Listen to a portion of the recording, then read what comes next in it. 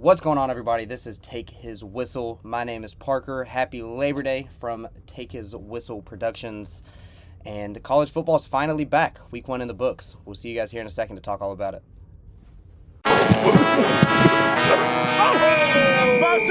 come on! Somebody take his whistle!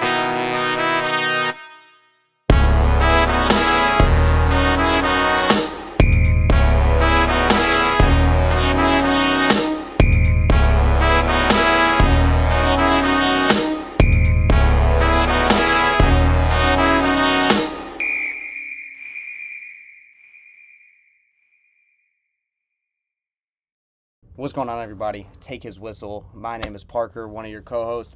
With me, sometimes, especially here recently, Josh is with me once again. What's going on, everyone?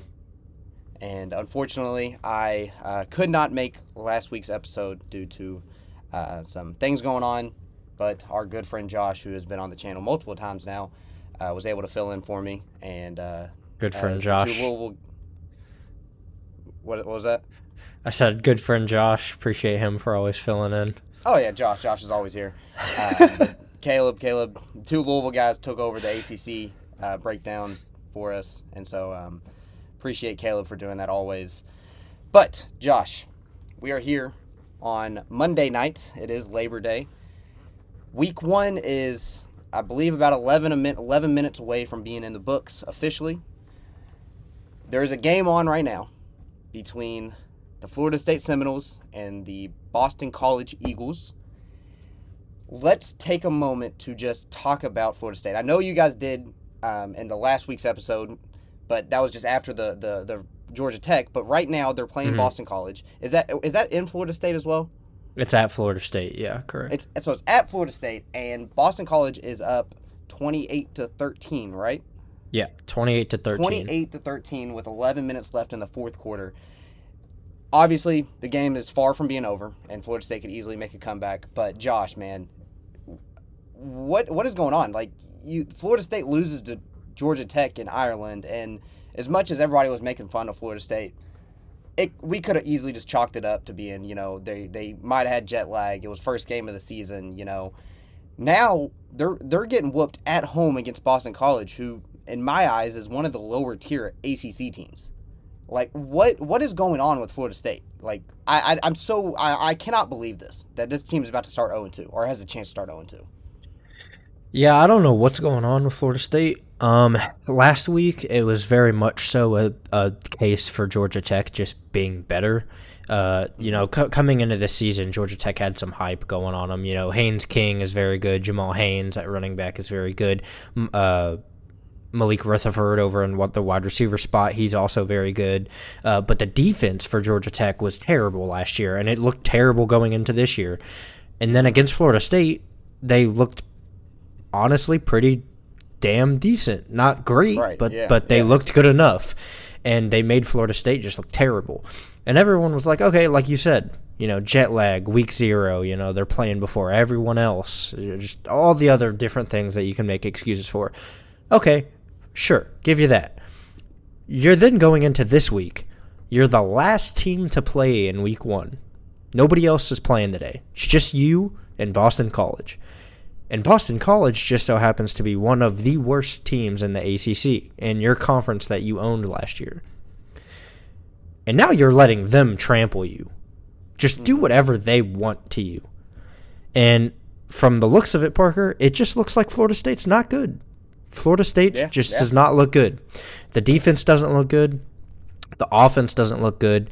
The defense can't stop the run worth a crap. They can't stop a running back to save their lives.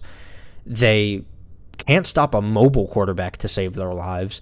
Haynes King did whatever he wanted on his feet, and Thomas Castellanos is doing whatever he wants on his feet this game. The run defense is terrible for Florida State.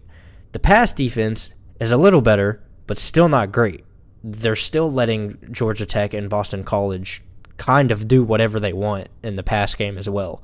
Not as much as the run game.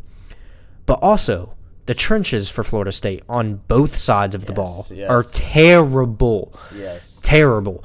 The defensive line was heralded as one of the best, if not the best, in the nation coming into this season. That's been disproven in the time span of 2 weeks. The defense can't get a pass rush to save their life. Again, they can't stop the run to save their life. And the O-line can't protect DJU for more than 0.5 seconds. It's unbelievable how bad Florida State looks this season.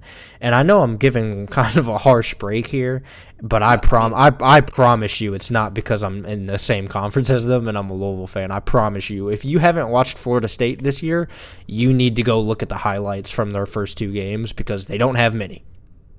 Yeah. They don't have many. And what a lot of people are going to fail to realize is DJU, you look at the stats for today's game, it really doesn't look like he had that bad of a game so far. I mean, you would like to see him complete a lot more passes, but he has 240 yards and a touchdown. That's not horrible. It's just you watch their offense, and it's like they do so much, but they are getting nowhere, it feels like. I don't know how to describe, and you said it, like it's almost like they just don't really want to win, right? They and I don't know if it's a hangover from last year, right? Or kind of just like the disappointment of not making the playoffs last year. But man, this is wild, especially from a top 10 team, a preseason ranked top 10 team. This is bad. They're about to be unranked. In the time span of 2 weeks, they're about to be unranked. So that was going to be a question I was going to ask for you. Do you think rankings come out, I guess, tomorrow? Does Florida State drop all the way from 10 to unranked? They're going to be they're going to be unranked. If they lose this game, you take losses from an unranked Georgia Tech team and an unranked Boston College team. The latter team being at the bottom of college football, at the bottom of the ACC, to be more specific. Yes, Florida State is going to drop out of the top 10 all the way to being unranked. Well, there's going to be many teams that are going to benefit from this too. I was about to say, so this is actually a segue to our next part of the podcast. Florida State drops out. I don't know off the top of my head about the rest of the top 25, especially the lower of the top 25. But if just one team drops out, I'm pretty sure that makes Louisville's next man up, if I'm not mistaken, right? I guess teams could potentially jump them, but going into the preseason polls, I'm pretty sure Louisville was ranked 26. Am I right? Yeah, Louisville was ranked 26, so regardless of if Florida State lost this game or not, Louisville probably would have made it in after this week regardless. But, yeah, Louisville was 26, and I believe Kentucky was like 28, so we might even see Kentucky get in the top 25 after this week. So let's transition away from Florida State, especially until this game actually goes final, which it might be during the podcast. Which I have it pulled up and I'm watching it on the side, by the way. So if you guys see me like shake my head in disappointment or something, like just to let y'all know I'm watching the game as we speak. So it's not great. Louisville opens the season. I'm sorry. Go ahead. Another thing. If Boston College wins this game, which it looks like they're going to, Florida State, their season's over. And I don't mean that lightly. Like, they're not making the playoffs, and they're definitely not making the ACC championship. Because if they lose this game, they're about to be 0-2 in the conference. Florida State, when they lose this game, will stand alone at the bottom of the ACC. That's not something that I think a lot of people saw going into the season. No, not at all. That is, I mean, obviously, I know you being an ACC fanatic kind of had your,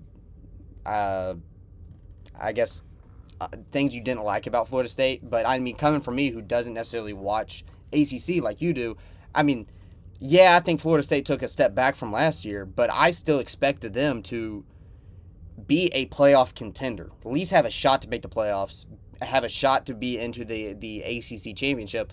I'm sure at one point I was saying it was going to be Florida in the ACC championship, Florida State versus somebody else, whether it's Louisville, Miami, Clemson, whoever. But it was Florida State versus somebody. Now it's like, dude, who? I mean, yeah. Who? Who's going to be in it now? Because, I mean, Louisville obviously looked great. Miami looked pretty solid. Clemson did not look very good. Virginia Tech didn't look good. So, yeah, the ACC is wild, and which we'll talk a little bit more on the ACC here in a minute. But transitioning over to Louisville. The cameras are now showing a mass flood of Florida State fans leaving the stadium with 6 minutes left in the game. While they're probably still doing this while they're walking out too. Yeah, if I'm not mistaken. Yeah, there's actually a woman who is doing that. Louisville opened their season against FCS Austin Peay, and it was a hot day. Brutal. Me and Josh were both there. Josh was there a little bit more than I was. I was physically there, but mentally I was not there due to being on 2 hours of sleep in 100-degree weather and some substance for 21 and older people. I wasn't there. I didn't necessarily watch the game as much as I would like to, but I did end up kind of just looking at stats and highlights and stuff like that. But nonetheless, Louisville absolutely dominates 62-0. Josh, tell me about it. What, again, you got to take everything with a grain of salt a little bit because it is FCS. But 62-0 is impressive regardless. Yeah. Listen, I got to be completely honest with you. Opposition aside, Louisville looked great. Everything that we showed on Saturday looked great. Tyler Shuck looked great. The running backs looked great, which were one of the biggest worries for Louisville fans this year was, oh crap, we just lost 2 of the best running backs in the nation to the draft. And now what's going to happen? Mm-hmm. No worries because we're good. The wide receiver room looked great. We lost Colin Lacey to a broken collarbone right before the week 1. And everyone was like, what are we going to do? Who's going to step up? Are we going to be able to do it? Next man up. Yeah, we need the next man up. We're good. Receivers look good. Defense. Nobody was worried about the defense, but they looked great. But, man, you said you watched the highlights, Parker, so I got to ask, did you see the pass from Tyler Shuck to our tight end, Mark Redmond, at the back of the end zone? Oh, yeah. That was such a picture-perfect pass. He could not have placed that any better. And again, opposition aside, that is a great pass. It doesn't matter who you're playing. That is a hard pass to make. Because if you look at that pass, the defensive back is on Redmond. It's not like he was just wide open and he threw over his shoulder on the back of the end zone. There was a man on Redmond, and it was a great catch by Redmond. That was just a picture-perfect throw and a great catch by Redmond. And Ja'Cory Brooks, the first touchdown of the game to Ja'Cory Brooks, just jumping over the guy and catching it above his head. That's the physicality that everyone was hoping for from Ja'Cory Brooks, and that's what he showed when he was at Alabama. If you go and look at his highlights, he has plenty of those plays while he was at Alabama. Everyone knew he was a great jump ball guy. One guy that I wished I could see more, well, I'll hold off on that because I just realized that's one of our topics further down the line. But yeah. But to finish off what I did like, the run game, man, specifically the two true freshmen we have, unbelievable athletes, and if we can keep them here in Louisville, they look like the next Jawar Jordan and Isaac Orindo. Those two, Duke Watson and Isaac Brown, are the truth. And they are both just insane athletes with insane speed. Both of them just had insane breakout speed. And that 77-yard touchdown run by Isaac Brown, the vision he had on that play to hit that hole and then just go, it was great. It was great. Yeah. And it was what's up? No, go ahead. Finish. It was a very exciting game to watch as a Louisville fan. It was very hot, but it was a very rewarding sight to see, and I'm excited for this week. And not much to complain about, to be honest, if really anything.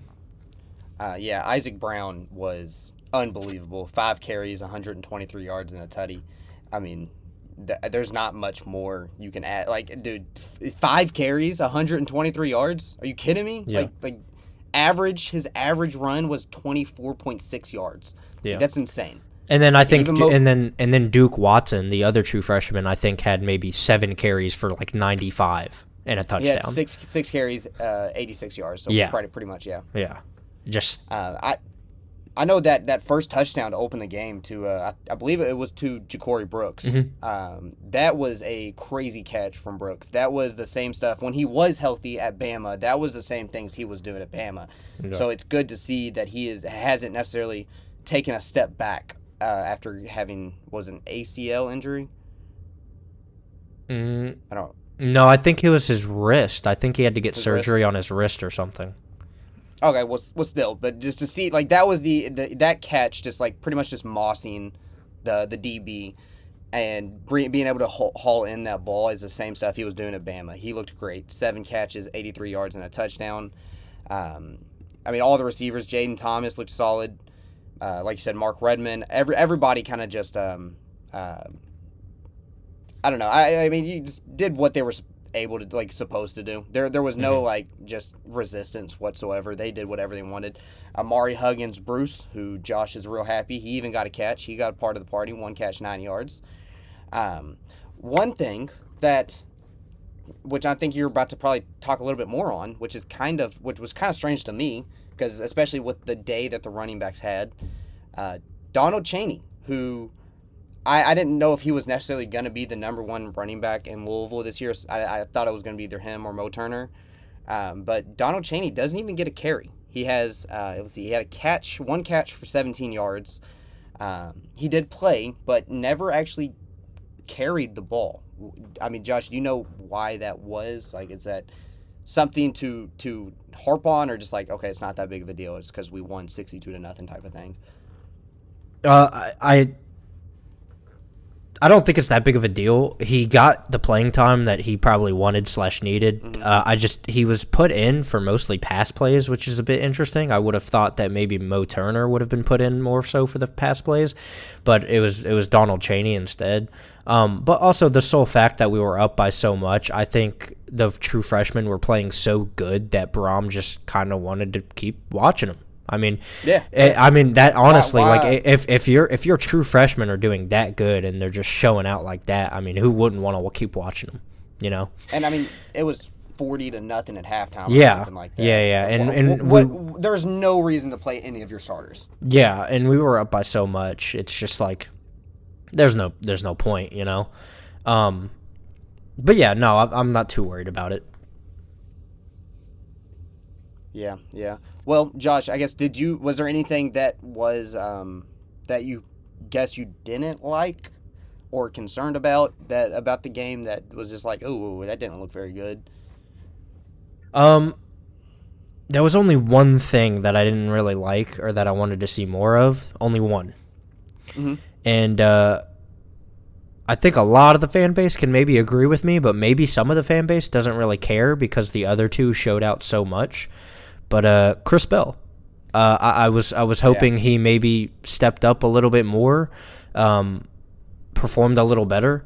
I'm not entirely sure what happened, whether it was just he didn't play too much or if he just couldn't get separation the other day or if Chuck maybe just wasn't looking his way at all.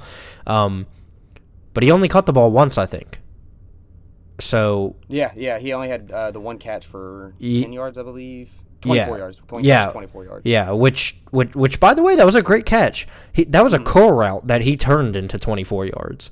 So, yeah. Like I said, I don't know if it was a separation thing. I don't know if it was maybe just a playing time thing. I'm not really sure. But I would have liked to see more from Chris Bell, and I really, really hope we can see more from him because of him. Brooks and Jaden Thompson can all be very reliable, and Mark Redmond for that matter. If they can all 4 just be one outstanding unit like the 3 out of the 4 were on Saturday, I mean that's a deadly room. That's a deadly combo you got there. Because if you take how Shuck looked and then you take how 3 out of the 4 receivers looked, then that's something. Yeah, I mean, week 1 is really, and the way I view week 1. Obviously, unless you're like Clemson, you're playing Georgia or something like that. But most of the time, you're usually playing a smaller FCS or small FBS school. It really is just like for the first half or maybe even the first quarter, go out and do your game plan. Like, do more or less what you're going to look like if Louisville's playing Notre Dame. after that, it's kind of just you're going to let some of these guys play, see what they got in an actual real game action with fans in the stands, and just work on new plays, stuff that you don't really work on much. You probably won't see a lot of it during the actual season as it continues. But, so, I mean, seeing like Chris Bell not only getting the one catch, I don't think it's too much to look into. I genuinely just think it was just the game flow. There's no reason to play him when you guys are up about 40 plus after the first half. I think Louisville looked pretty dominating. Looked like definitely a top 25 team. Like I mentioned earlier, I think Louisville should definitely jump into that top 25 talk. They should definitely be top 25.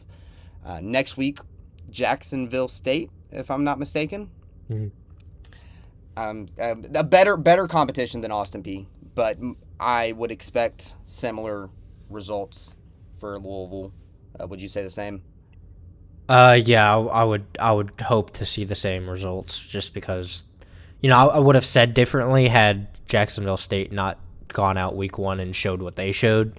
But now I kind of completely changed my mind on that. But the coach is very familiar. The coach for Jacksonville State is a very familiar one to our staff. So, I'm sure Coach Rich Rod is probably he'll probably get them ready. But yeah, I expect around the same results. Yeah, I would say so as well. Then, I guess who does Louisville play? Is it Georgia Tech that they play week 3? Yeah. Well, we have a bye week and then we play Georgia Tech week 3. So week 4. So technically week 4. Yeah. So yeah, that jumping right and talk about jumping right into things. Like that is. Well, I guess Kentucky's doing the exact same thing, but this week. Yeah, but I think Louisville, that Georgia Tech game should be pretty fun. I'm excited to see what Louisville does against legit competition. So I guess moving on from Louisville would be then to Kentucky. Why not? Because that's the team I'm a fan of. A very weird game that was supposed to start at 7:30, 7:45. Storms and lightning delayed it almost 3 hours. It was almost a 3-hour delay. But nonetheless, the game started around 10:30-ish. And Kentucky only plays one half. They play like one half and maybe 2 minutes of the second half. And then another lightning delay. Everyone goes back in the locker room. Shortly thereafter, they just call the game off completely.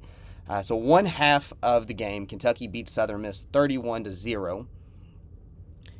Josh, by any chance, how much of that game did you end up watching? I watched like the first. I watched till halftime. Okay, so you pretty much watched the whole game at that point. Yeah, pretty much. Yeah. On and off though, like super on and off. Yeah. I mean, same with Louisville. I mean, I really don't have much to complain about. I think that our biggest issue this year, or our biggest concern going into this year, was our offense, and I think our offense looked damn good. And Florida State is officially 0-2. Oh, the game final? The final? 28-13. Yeah, that's pretty wild. Vandergriff, who a lot of people were questioning, if, especially like non-Kentucky fans were really questioning if he was even going to be the starter. Vandergriff looked absolutely amazing, dude. He ended up going, he went 12 for 18, 169 yards, 3 touchdowns, and 1 interception, which the interception was just like a tip drill that Southern Miss got. And then Kentucky got it right back because Southern Miss did the exact same thing, had a tip drill that Kentucky caught. Defense looked dominating like we thought they were. The vocal point of this entire team is the defense, and it looked great. But again, closing in on Vandergriff for a second, something that you even mentioned it with Shuck, something that Kentucky definitely didn't have last year with Leary, and I don't even think Levis really did it too much. Throwing on the run, dude. He had so many just absolute dimes while he was doing like a full sprint that was just like, how did he just make that happen? Like it was like his throw on the run, if it's an accurate college football, it needs to be a 90. Because his throw on the run was absolutely phenomenal. He was able to put the ball in tight places that, again, I don't think Leary was able to do much last year. Like that first touchdown to Barry and Brown was it was basically like a curl route or a comeback route in the end zone. He threw it where only Berrien can get it. Berrien did have to fall to the ground to get it. It was kind of low, but if he throws it anywhere else, the defender has a chance to kind of like just get his hand in there and make it much more difficult. Vandagriff looked solid, and it makes me extremely excited. What I don't like about Vandagriff, he really does not slide. He does not slide. And so there were some Georgia people talking about Vandagriff going to Kentucky, and it was all just kind of like just some fun jokes and stuff like that. But one of the Georgia players was like, "Yeah, he does not slide. He is not afraid to take a hit. So I'm really looking forward to hitting him whenever we play him." And I was like, "Oh yeah, he's just joking around." No, like he was being serious. Like Vandagriff does not slide. He is going to lower his shoulder and hit anybody. I love it. That's something to fire up the team, fire up the crowd, is when your quarterback is taking hits like that. But it also makes your heart sink every single time he does it. So I hope that he doesn't get hurt, but at the same time, I hope he just starts sliding just to make make me feel a little bit better. But he ended up having 5 carries for 35 yards. I'm sorry. The receivers looked great. All three of the big three. Berrien Brown, Jamori Macklin, and Dane Key all looked phenomenal. Like they should be, especially against Southern Miss. And then Somo was the pretty much the lead running back throughout the night. 8 carries, 59 yards, and a touchdown. Looked pretty solid. Obviously, Chip Trainum is out with a broken hand, and it was actually just confirmed earlier today that he is going to be out next week against South Carolina. But I guess also, we also got to see some young guys, meaning we got Jamarian Wilcox, who got 2 carries. Only had 8 yards, but at least he got some playing time. Jason Patterson, 4 carries, 28 yards, and a couple of I think 2 of those 4 runs were 10-plus yards. Like, Jason Patterson had 2 really solid runs. That was just kind of him bouncing off of contact, and he was, at least going into the season before training camp, he was like the prodigy that people are really excited for, is Jason Patterson. And he looked solid in just having the 4 carries. And like I said, defense looks great, Josh. What you did kind of on and off watch, was there anything that kind of stood out to you? Well, for one, I know one of your worries and one of my worries was if Brock was going to look as good as people said he was, and the answer is yeah. Yeah, Brock looked very good. Like you said, the passing on the run, his pocket awareness, being able to make the tight throws. He looked good. He looked good, and I mean, we expected it. But Berrien Brown looks, even though he might be, maybe him and Deion Walker are tied for this position. But even though he might be like the biggest Louisville hater on the Kentucky team, he's one of the best wide receivers in the SEC. I truly believe it, which would then result in him probably being one of the best receivers in the nation. But he's very good. His speed kills. He can get open no matter what, just solely off of his speed. And I know you and me talked about it a little bit through text and even on here. He might not be the greatest route runner, but his speed's going to kill you regardless. But the defense, like you said, looked great. Deion Walker was constantly pressuring Rodemaker, which is expected. He's a future top 10 NFL draft pick.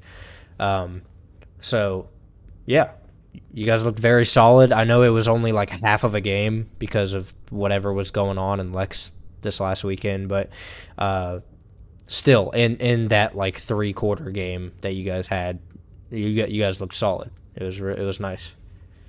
I guess one thing I really didn't like, other than Vandagriff not sliding, which I don't even know if you noticed it, but I did, just because I was like really analyzing this game, probably over-analyzing it way too much. Our O-line there was some points in our O-line that kind of looked a little concerning. Like, obviously, like you said, Vandagriff had the great pocket awareness to get out, but the fact that he had to get out and throw on the run and get out of the pocket and move because the pocket just completely collapsed, I don't know what was going on with the O-line. And, I mean, it wasn't every single play. Like, it wasn't like Southern Miss's D-line was doing whatever they wanted. Not at all. But there was, I'd say 3, 4, 5 times that very easily Southern Miss one of their edge rushers was able to get to make the pocket collapse and make Vandergriff get out and run. So I hope to see that a little bit more tight, especially next week, because talking about jumping right into things, we take on South Carolina, who barely beat Old Dominion, but that is going to be a dogfight. That is going to be a great game. I'm very excited. It's SEC game of the week. The whole SEC crew will be down there down there for us in Lexington. I'm going to be there. Josh may or may not be there. He is kind of on the fence on it still if he's going to be there or not. But it's going to be a good time, and Kentucky better be ready to play because I think South Carolina is going to look a lot better than they did against Southern Miss.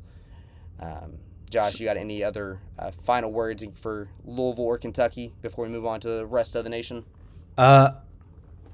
Don't have much for Louisville just because, our competition this week is far less than your all's competition. But South Carolina is like that fantasy player that you draft in the hopes that they can, like, boom every week, but they're, like, super boom or bust. You know what I mean? Yeah, they're like Gabe Davis. Davis. South Carolina this year is exactly like a Gabe Davis. Like, you don't know if you're going to get, like, week 12 Gabe Davis or if you're going to get week 5 Gabe Davis. So, and also, like, they have so many true freshmen starting. Like, their quarterback's a true freshman. They have a true freshman edge rusher. They have a true sophomore wide receiver who's probably one of, if maybe their best. I'm not a South Carolina fan, so I don't know this, but Nick Harbor, he's probably their best receiver, maybe one of their best receivers. But yeah, I'm not really sure. They seem to be a good team. They seem like they're a team that can really put points up on the board and stiff your offense, but I guess we'll see because, like you said, against Old Dominion, they didn't look too great. Yeah. Well, I guess moving into the next part of the, the podcast. 2 games that I mainly want to talk about because most of the nation was just FCS teams or low FBS teams, and it was just murders. Miami, Florida, Georgia, Clemson. Josh, is there one of those? Which one do you want to start with? It doesn't matter to me. Because regardless of the game we talk about, one of the teams is going to wind up getting shitted on by us. So yeah. Let's just start with Florida because I hate Florida more than I hate Clemson. That's fine. Miami goes into the swamp, a absolutely packed swamp, and I thought it was hot in Louisville Saturday. No telling what it was in Florida because I bet you it was baking. But nonetheless, Miami just looked better. Miami looked much, much, much better than Florida. 41-17 final score. Cam Ward looked so comfortable playing quarterback with Miami. The exact opposite that DJU is looking like playing quarterback at Florida State. Cam Ward just was effortlessly doing whatever he wanted to Florida's defense. Josh, what did you like from Miami? I liked Cam. Cam played great. 26 for 35 is a crazy completion percentage. Almost 400 yards, 3 touchdowns, and then the one interception was kind of a fluke pick. But and the receivers. I'm a big Xavier Restrepo fan. I think he's one of the best receivers, if not the best in the ACC. But yeah, he played great. And Miami's defense was really good. The defensive line was pressuring Florida anytime they wanted. The DBs were shutting down the pass game, really just stopping almost everything, to be honest. It didn't really look fair. And then Florida just bad. Yeah, Florida. That's really it. Just they're bad. Specifically, Graham Mertz. He looked horrible. Yeah, Graham Mertz only is 91 yards and a pick, no touchdowns. They did put in DJ Lagway, which I have been a DJ Wag. I don't want to say a fan because he plays for Florida, but a enthusiast. I think that they should have been playing DJ Lagway from the jump, really. And he finally put him in at the end of the fourth when it was already a blowout. But DJ Lagway did get in. Do you think that potentially is a week 2 we see DJ Lagway getting the start? So Florida plays Samford this week. So if they don't get their first win this week, then we might see that Billy whole program Napier's get head. fired. Yeah, I was like Billy Napier's head. It should be a mistake. Because Billy Napier's already on the hot seat.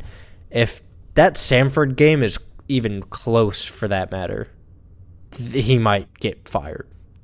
But I could see DJ Lagway playing next week, like a hefty sum.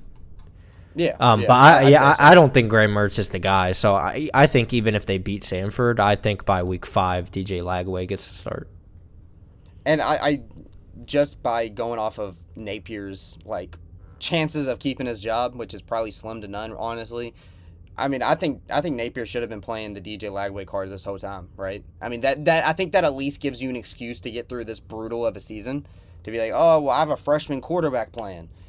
Well, it's still not great, but it does help a little bit. They should have done the thing, which it's 2 totally different programs and 2 totally different situations, but they should have done the Nebraska way and been like, look, we've got this true freshman 5-star quarterback. He was the second best recruit in the nation this past year. Let's just give him the keys and let him run with it. That's what they should have done, but instead they went and they gave the keys back to their, I don't know, I feel like Graham Mertz has been there for fucking ever at this point, but he's probably only been there for like 4 years. He's probably just a senior, but I feel like he's been there forever. But instead they went and gave it to the guy who they knew wasn't great. But yeah, I don't know. Graham Mertz isn't good. No, he wasn't good last year, and I was surprised to see him. I mean, I guess if you're putting yourself in the Florida shoes and you're trying to be optimistic, I guess Graham Mertz is the guy over DJ. If you're trying to be the most competitive as possible for right now, because we really don't know what DJ Lagway is, what he really has in store. But Mertz just is not going to cut it in Grainsville, especially with the previous seasons that they've had. But looking at Florida's schedule, dude, I mean, like you said, they got Stanford next week, and then I thought they had another kind of like gimme win. I guess not. They really don't have a gimme win at all. Well, I guess if you really wanted to, you could say UCF, but oh, I was gonna say Mississippi State, but that's at Mississippi State. But no. But UCF looked good in their week 1 game too, so I don't even know if that's a gimme, to be honest. Like UCF might beat Florida. Florida might win 1 game this year. That's what I was literally about to say. That I mean, how realistic does Florida only win 1 game this year? Like, how realistic is that? Because that sounds wild. That Vanderbilt is probably going to have a better record than Florida in football. I mean, is that like a legitimate possibility? Do you think? I think it is. I think, if I'm being honest, the Florida team I saw this weekend is a 2-win Florida team. I think their ceiling is 2 wins. Like, I don't think they're winning more than 2 games. Like, their schedule is so hard that people were already saying at most they might win 5 games. And then they went out there and played. And the team that played is not a 5-win team, in my opinion. So I think they do worse. Good thing is at the end that they end the season against Florida State. That could be the shit bowl right there. No telling what that game, like at the end of the season, what both these teams look like. If they both play like Florida State's played the last 2 weeks and Florida played this past week, my God, I don't know who wins that game. No clue. Yeah. And dude, and because you mentioned them, I'm gonna say it. I'm a fan of Vanderbilt's quarterback, dude. Like, Vanderbilt, dude. That Diego Pavia played so well against Virginia Tech. He went 12 for 16 with 190 yards and 2 passing touchdowns to go with 26 carries for 104 yards and a touchdown rushing. Mm-hmm. And then their running back had 17 carries for 69 yards and a touchdown, and their best receiver had 4 receptions for 72 yards and a touchdown. Their offense looked pretty damn electrifying against Virginia Tech, and Virginia Tech didn't look real. To be honest, Virginia Tech didn't look good at all, but it really makes me question what people saw before preseason, all the people that were hyping up NC State and Virginia Tech over us. It really makes me question them even more because we probably looked the best out of the 3. But regardless, looking at the rest of Vanderbilt's schedule, Vanderbilt could start 3-0 going into that Missouri game against Missouri. And then I don't know how good Missouri is, but, I mean, if they can be competitive in that game, they're 4-0. They lose to Alabama. They come into Kentucky 4-1. You think we could see the Wildcats getting some trouble from them Commodores? Hey, I mean, it happened, 2-3 years ago? I think 2 years ago we lost to Vanderbilt. In Lexington. Yeah. I think the last time we played Vanderbilt in Lexington, we lost. Mm-hmm. So, but regardless, even if you guys do beat them, look, I mean, they got Ball State and South Carolina on the schedule too. So I mean, Vanderbilt could be bowl eligible this year, or better. I'm rooting for them. Or better, and can't say the same for Florida. So that's where I was going with that. Just comparing the two. I mean, one I can see being bowl eligible, the other I cannot, and I will tell you that the team that I cannot see being bowl eligible is not Vanderbilt. So. Yeah, I mean, and like, what a buzz! What an absolute buzz! I wish that, because I always say that I like Vanderbilt. I actually have a Vanderbilt polo in the closet right now. I am a fan of Vanderbilt, but I'm not a serious fan. I want to know what the buzz is in Nashville right now, because I bet you it is at one of the all-time highs. Like, they had to kick fans out, or they had to stop letting fans in because it was so packed in that stadium. When has that ever happened? Vanderbilt and a sold-out crowd ever going hand-to-hand? Like, I bet you the buzz right now in Nashville is absolutely insane. It's Nashville, it always is, but especially around Vanderbilt, the small fan base that's not Volunteers. Fuck it. Let's go. I'm taking Vanderbilt over Tennessee at the end of the year. I'm saying it. Right now, I'm locking it in. All right, well, let's see here. Florida, you suck.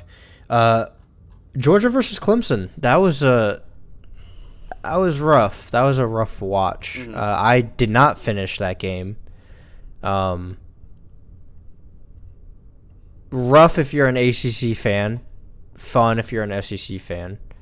But terrible for all, one might say. Kind of expected. I expected this. I expected this outcome. I've been saying all offseason to you and to many other people, I think Clemson's overhyped. I don't think they're a top 15 team. And they kind of proved it to me, in my opinion. Cade Klubnik did not look improved whatsoever. The run game didn't go anywhere. The pass game, again, Cade couldn't get anything done. The defense didn't look great, and the defense has been getting hyped up all season. I counter what I said just now by saying that they played the number one team in the nation who looked outstanding, looked untouchable, and looked like the number one team in the nation. So I then circle back to what I just said about Clemson to then say take that with a grain of salt, because they play App State this week and they could look significantly different. So if you're a Clemson fan, take what I said with a grain of salt, because you guys could very easily turn it all around in week 2. And, I'm not too worried about it because they played the number one team in the nation pretty unanimously. And, I think I think Clemson looked, all things considered, pretty solid in that first half. They held Georgia to, I believe, 2 field goals. Yeah, the first half. Yeah, the first half was pretty obviously good. they never got anything really going offensively the entire game, but their defense, which Dabo kind of, or at least I shouldn't say Dabo, but Clemson was kind of hyping up, was their defense. They said that they were a defense team, and their defense, like, they backed it up in the first half. And then, like, coming out, they just looked so flat. It looked like a completely different ball game coming into that second half. And, you know, you can't, if you're going to play, you got to play perfect to beat Georgia. I would say Clemson's defense played pretty close to perfect in the first half, but they were not. They were nowhere close to perfect in that second half, and Georgia's going to take advantage of it because I think Georgia's just unreal this year. They're as much as people like to put Ohio State, Texas, Oregon in that conversation, I think Georgia is a tier way above all three of those teams. You want to talk about a team that's coming into this season with a vengeance? Georgia. Yeah. Look out for Georgia because I'm sure they're pissed off after being kept out. And I cannot wait to play them. I really don't want to play them at all. That's probably going to be our worst loss of the season this year. Is going to be Georgia at home too. Anything better. I don't think you guys will be alone in that statement, so don't feel too bad. Yeah, but maybe we're just that one team to actually pull off the win. Maybe, you never know. But Parker, I got one question on this game on Clemson alone, and then we can go into some other games and the week 2 predictions to finish this thing out. If looking at Clemson's schedule, looking at the way they played against Georgia, how hot do you think Dabo Swinney's seat is right now if they were to have another 9-win season? Well, I think Georgia is going, or I'm sorry, I think Clemson is going to be all right because now that their most anticipated matchup was probably Florida State going into this year, and Florida State is now 0-2. So, I mean, I'm just going to chalk that up as a Clemson win right now. Now you look at it, their most anticipated game is the Louisville game, which, with Florida State out of the question, can make that very interesting. I would argue that week 3 game against NC State is going to show a lot for both teams. Oh yeah, because I mean NC State really didn't look that good. Yeah. This week, which I do want to talk about that in a second. But as far as Dabo's seat, 9 wins. I don't know if that like makes him, if they go 9-5, 9-4, right, or whatever it is. I think Dabo keeps his seat, or keeps his job. But I think this is definitely going to be a wake up call for him to be like, look, I mean, clearly, the way that I am running my program, it's the same way I was running it back when T-Law was there, is not going to work in today's college football. These teams, like Louisville, especially Louisville, that is an advocate of tearing down the roster and building it back up practically every year. I mean, that's just the meta. That is completely the meta. That is the double pump right there. You have to use the transfer portal, and I think if a 9 or 8 win season, maybe even a 10 win season, fans are going to be pissed.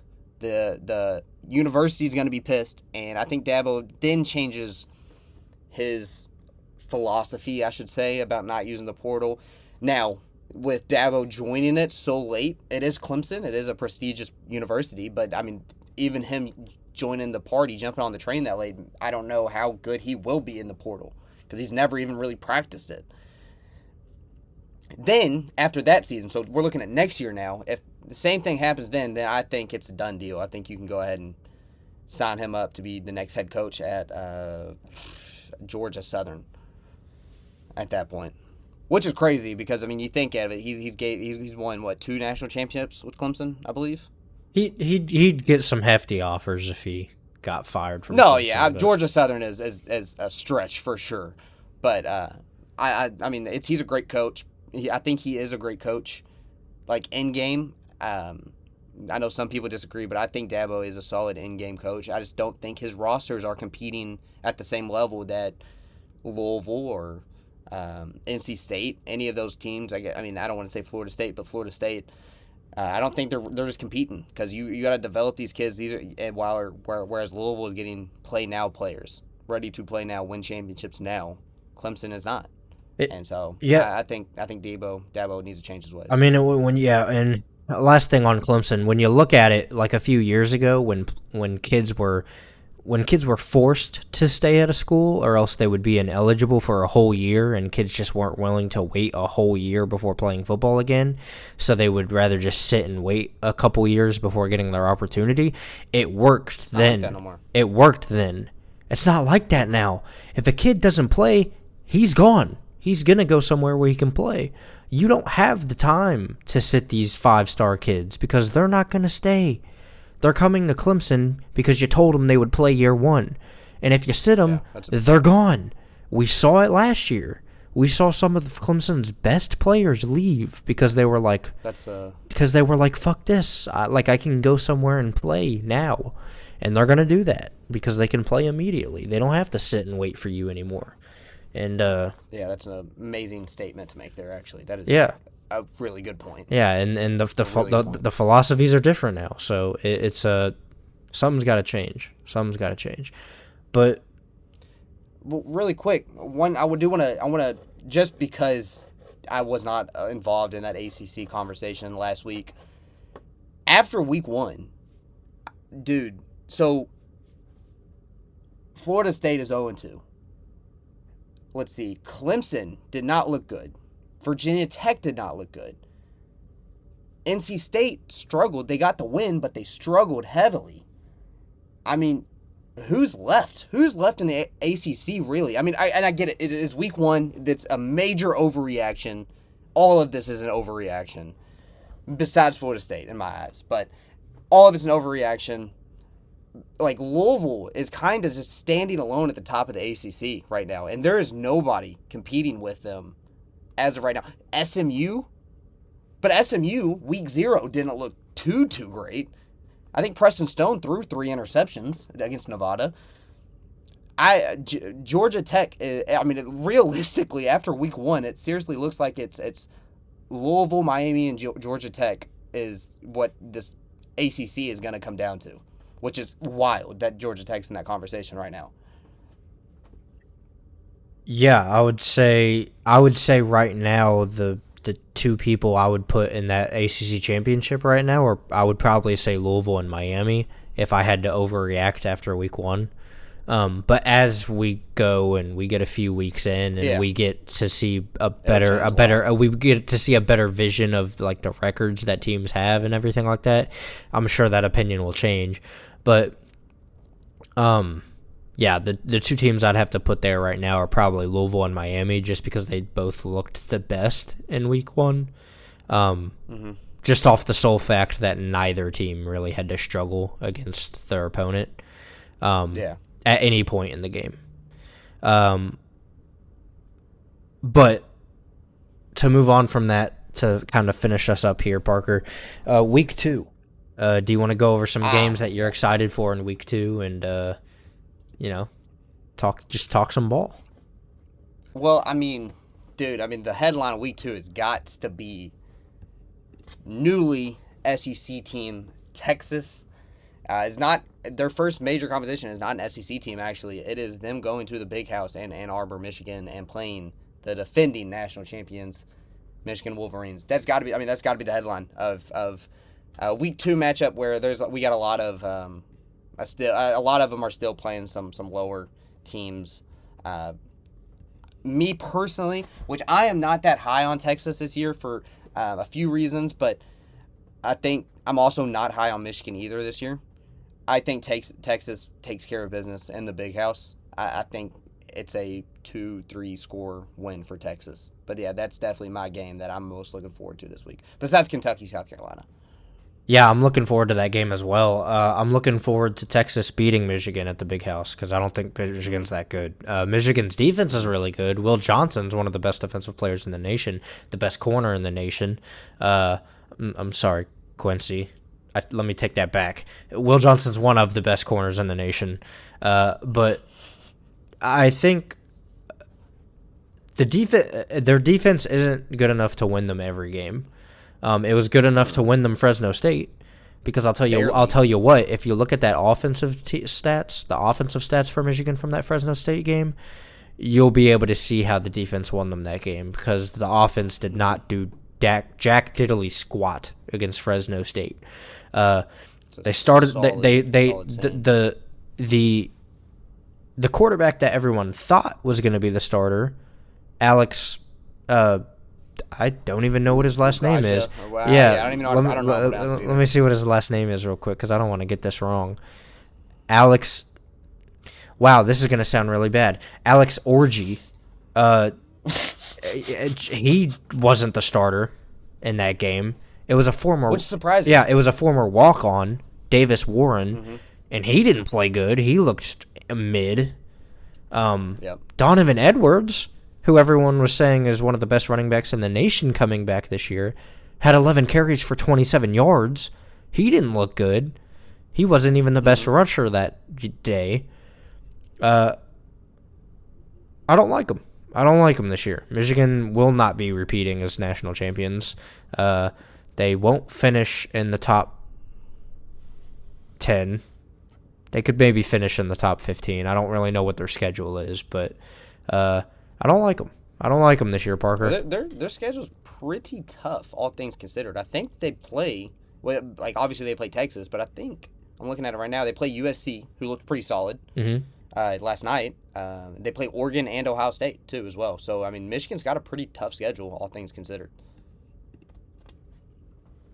Michigan might not make the playoffs.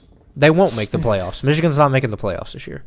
No. But Texas looked good against Colorado State. They did what they had to do.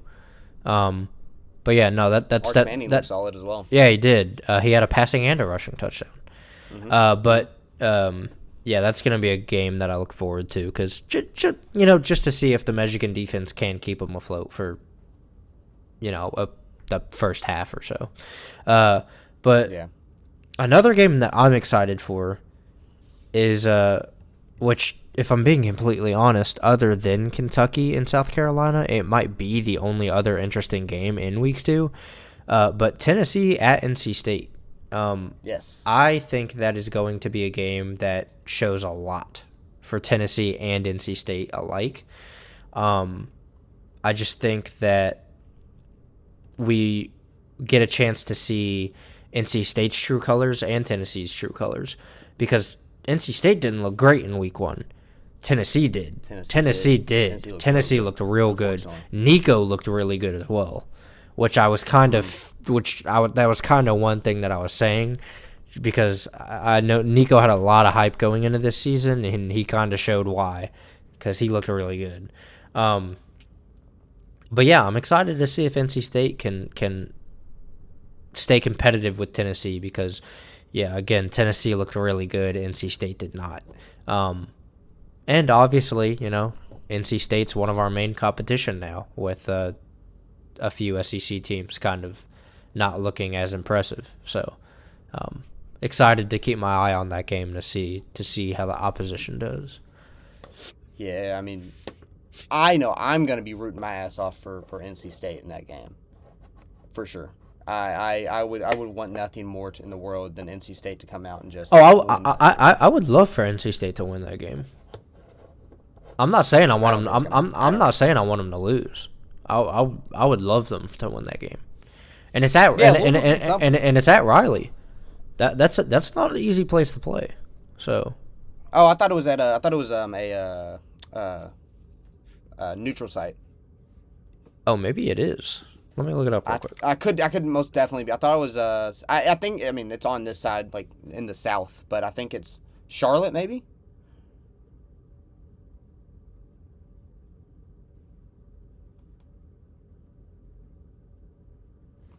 Yeah, it's in Charlotte, North Carolina. So that's not really a neutral site, but yeah. Charlotte. I mean, there'll probably be more NC State fans than Tennessee fans. I don't know. Tennessee does travel pretty well. They do. But no, that I have a feeling that could very easily be a shootout of a game completely. But I will really want to see nothing more than NC State take down the Vols. Yes. But I think, Josh, we did it all last year. I think we bring it back. I just briefly tried to find it before we started the podcast. I could not find our records from last year. I think you beat me out by like a couple wins. Couple If wins. I'm not, I'm if going to I'm make not, it a focal point this year. We are going to make sure we get these correct. I'm taking this serious. This is the Super Bowl right here. we're In not the missing any. predictions- Wow, if neither of us miss one, that is kind of crazy. That is, yeah. But no, predictions are going to be back. We did not do week 1 because I wasn't there last week, which is unfortunate because there was better games this past week than there was this week. But no, predictions. Josh, do you want to read them off or do you want me to read them off? I'll read them off because most of these games are... I got them up right now, so we'll. Oh, and by the way, with these predictions, I feel like it's important, but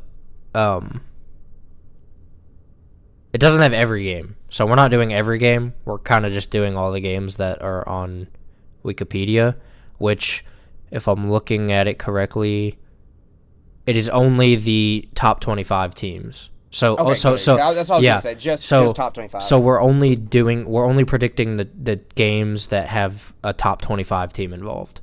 So if you're a fan of a Louisville or Kentucky, their game wouldn't be on here. But I mean, honestly, but yeah, Louisville might be on there next week. But I was gonna say you and me both know who we play, so we can go ahead and throw those predictions in every week too. Yeah, why not? Why not? Yeah. I mean, let's do those first. Okay. I'm taking Louisville and I'm taking Kentucky. I'll take Louisville and Kentucky as well.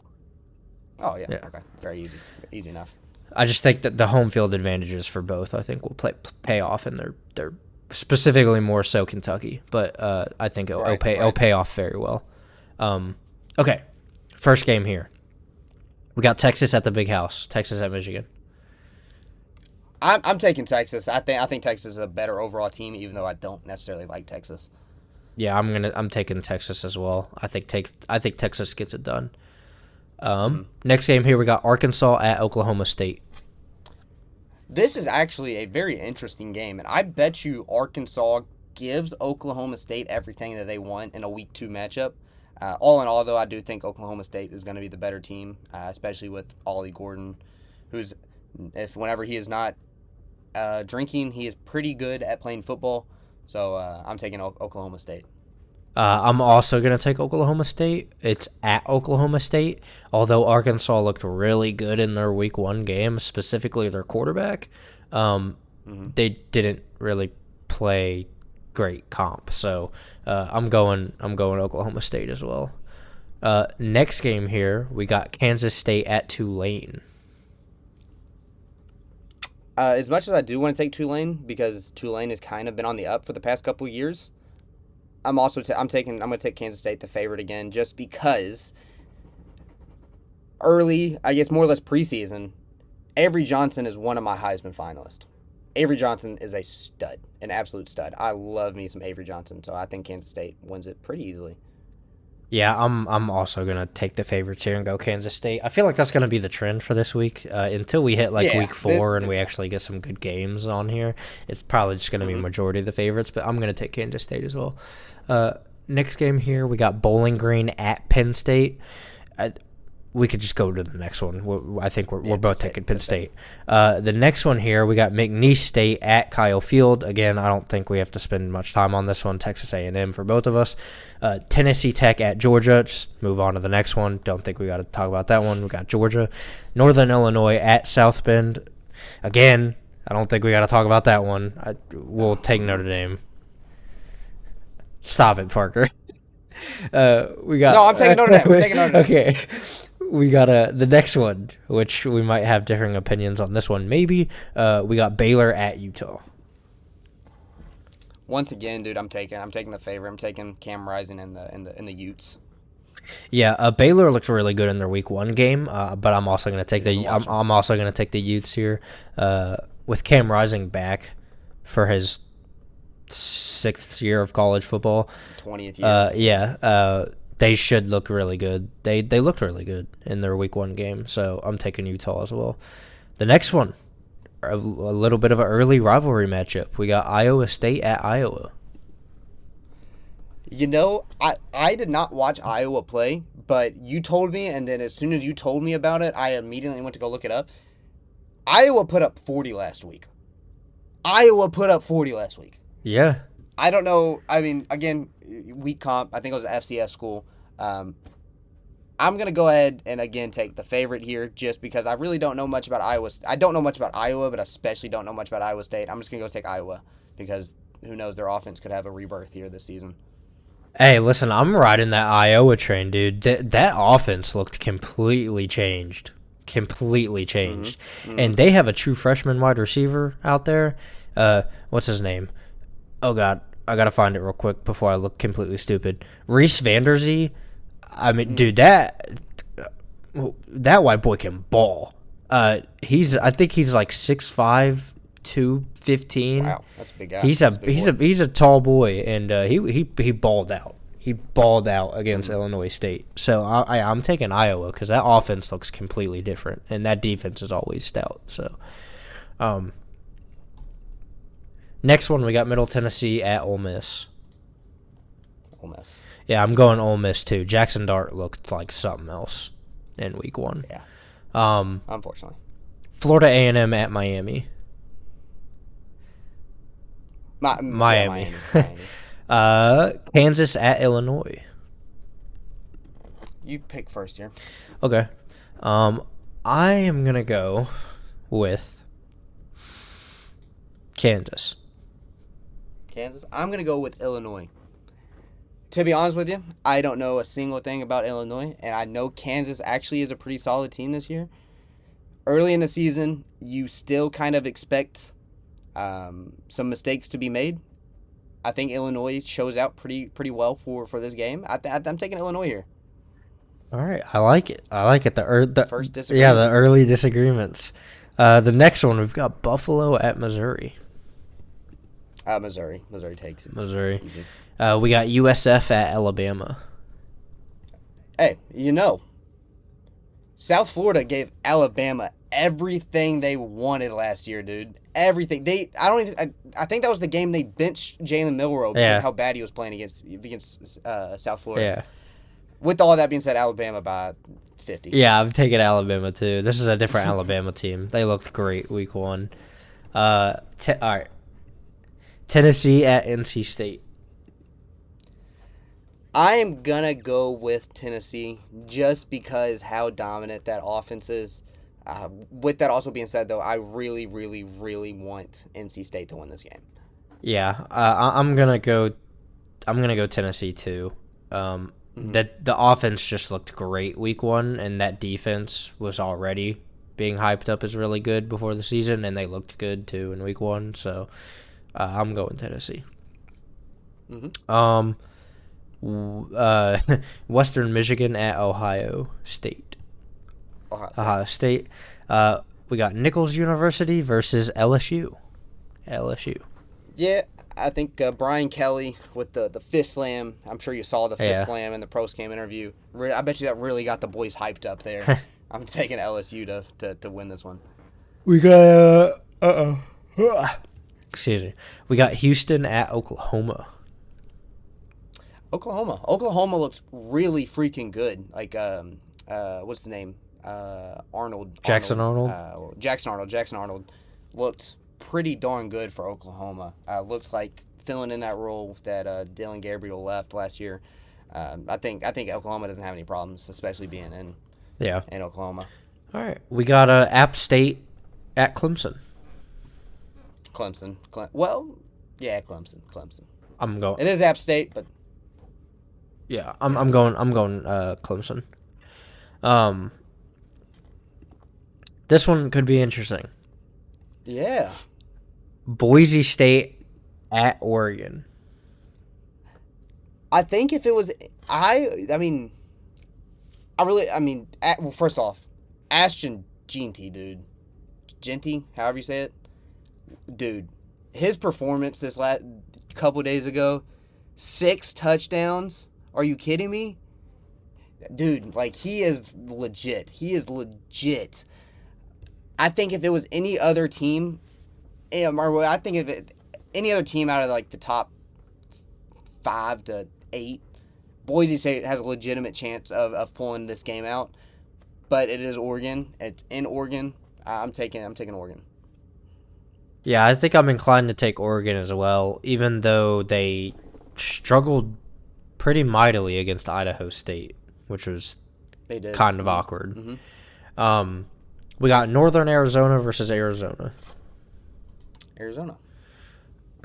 I am also good. I'm also going to go Arizona, even though they kind of struggled against New Mexico in the first half, which was also kind of awkward. And then last but not least, we got Utah State at USC. USC, because man, they very easily could have been the most surprising team this week. USC looked damn good. They looked damn good. Yeah, and I'm also going to take USC because Miller Moss looks like him. Yeah, he looks solid, real solid. So what's that mean? We only disagreed on the Kansas-Illinois game? I think so, yeah. So it all rides on that game. I was going to say, so that's how we're going to kick it off. But yeah, another fairly, I guess, in the grand scheme of things, a fairly boring week of college football again, minus like 3-4 games this week. As, like I said, being a Kentucky fan, the Kentucky-South Carolina game means kind of everything. Just looking at where Kentucky is going to get their wins from as a whole this season. So this South Carolina game is going to be popping. I'm sure Kroger Field was popping after a 3-hour delay. I'm sure they're definitely going to be popping on a beautiful Saturday against South Carolina. So I'm looking forward to that. Josh, for Louisville, probably doesn't have much to worry about. He can probably sit back and relax and cheer on. Deep down inside, you cheer on South Carolina.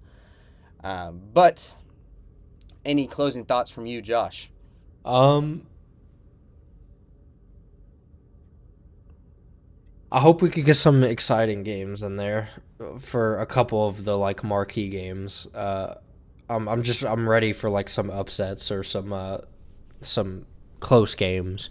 Not any Louisville games, of course, but any other team in the country. I would like to watch some nail biters. Yeah, for sure. Well, Josh, same time, I suppose next week. We should be back here, talk all of week 2 and week 3, and other than that, that's gonna pretty much do it here for Take His Whistle. We will see you guys next Tuesday. See you guys. Peace.